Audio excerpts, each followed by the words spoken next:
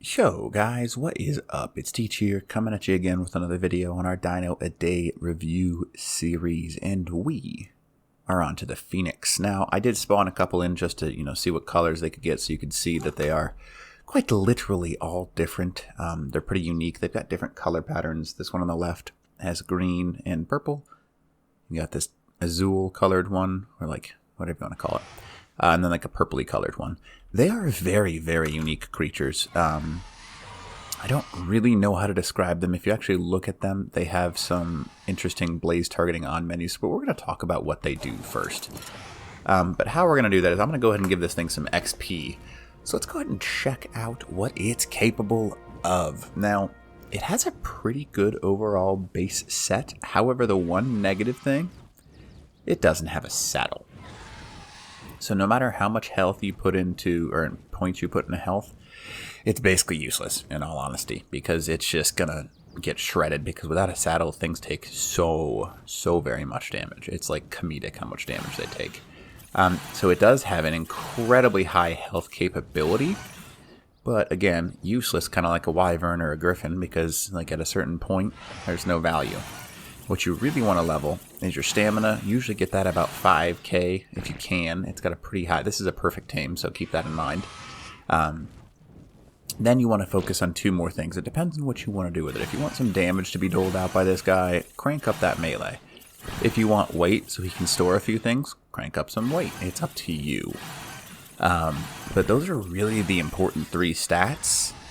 So that's kind of how I level mine when I do have one, which is interesting. You'll see he's got like a little indicator. And this thing had, let's talk about its attacks first. Now first, it's got its primary, which is kind of just like a bite with its beak. It's got a secondary, in which it shoots a fireball, and that fireball only goes X amount of distance, so it's not a very high hitting. And then one thing that a lot of people think is that fireball lights things on fire. It does not, actually. The fireball does not do anything of the such. It will actually hit a target, but sometimes it takes a second to register. So notice how it's like, hey, we did damage, and there's a fireball there, but it doesn't really actually do any real major damage to anything. And there it goes. There's a little bit of that hit on that one. It's got two basic attacks other than that fireball attack. It can bite. You can see that right there. With that bite, it will light something on fire when it does get close to it.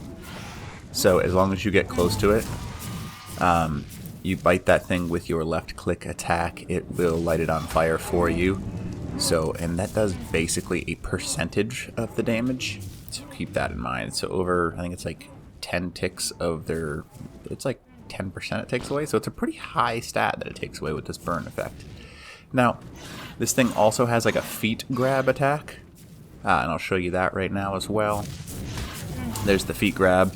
It does way more damage, but it does not burn at all. So the overall better attack to use is that bite, because you're going to do the initial damage plus those additional ticks in the long run. So over time, you're going to do a lot more with this guy. Now, once he does do that initial damage to something, he will gather a very large amount of meat and prime meat and all of that stuff. And right away, you'll notice he starts cooking it.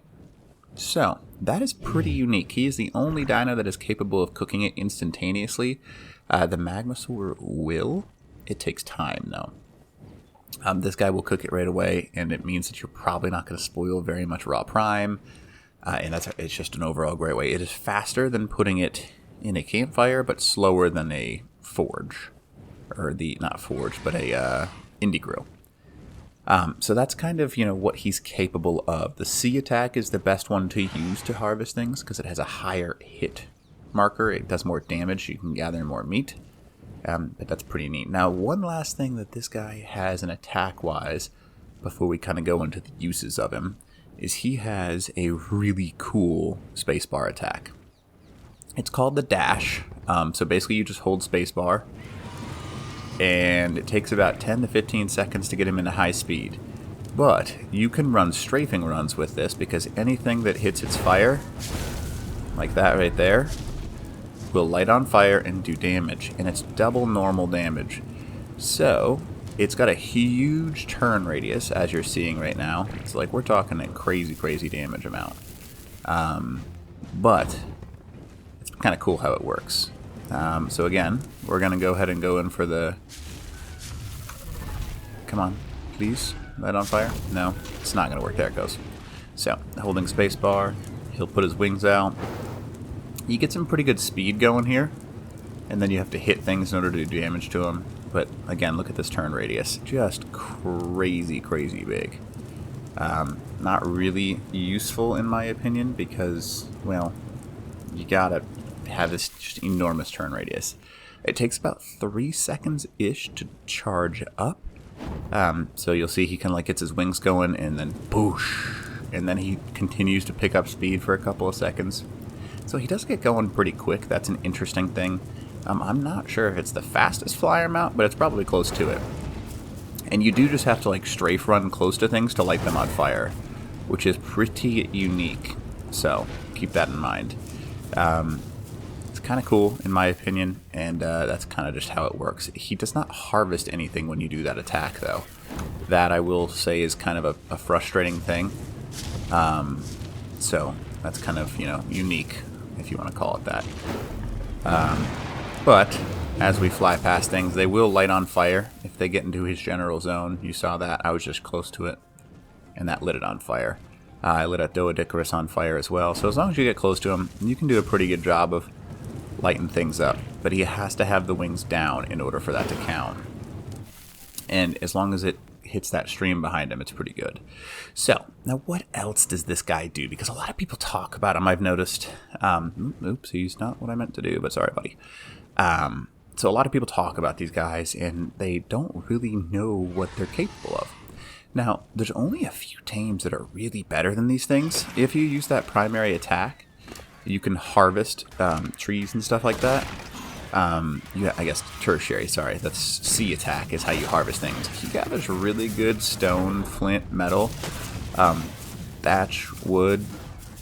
He can even gather quite a few other things. The only thing he can't gather is fiber, berries, and stuff like that. But when it comes to just like, you know, cruising through the woods, if you want to call it that, the only thing really better at gathering metal and stone and stuff is like the specific dinos, so he's a very close second.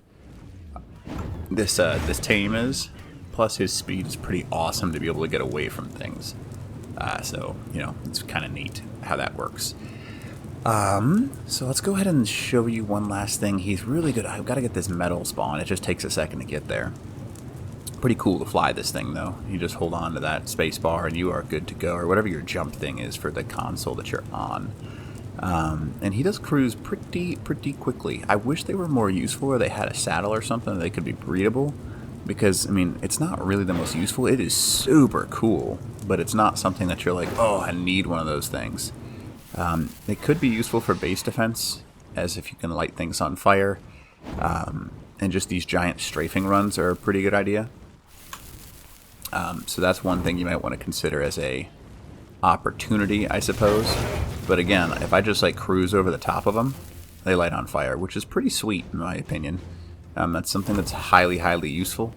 So take that for what you will. And it does a ton of damage. As you can see, I just, you know, that Lymantria got taken out by just one swipe, or one drive-by on it. But like you're seeing right now, he does gather I mean, look at that.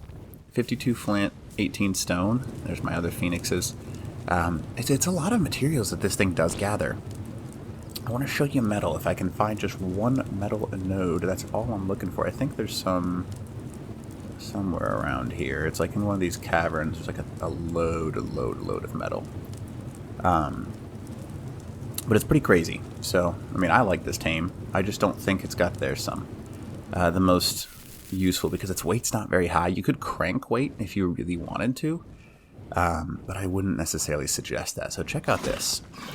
So that's not bad. This is 1 times, and per rock, he's getting about 100 metal.